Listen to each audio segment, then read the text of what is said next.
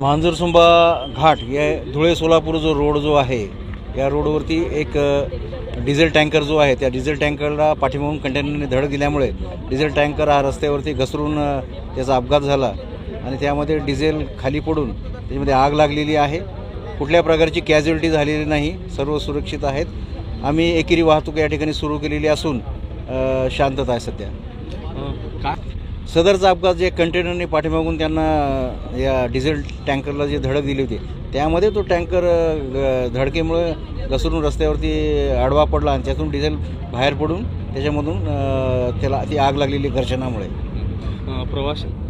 बीड पोलिसांकडून मी हे आवाहन करू इच्छितो की जी वाहनं जी थांबलेली आहेत त्यांनी ओव्हरटेक करू नये। एकेरी पद्धतीने आम्ही ज्या पद्धतीने वाहनं काढतो त्या पद्धतीने त्याने आपला प्रवास करावा, जेणेकरून रस्त्यावरती इतर अपघात पण होणार नाहीत आणि वाहतुकीचा अडथळा निर्माण होणार नाही।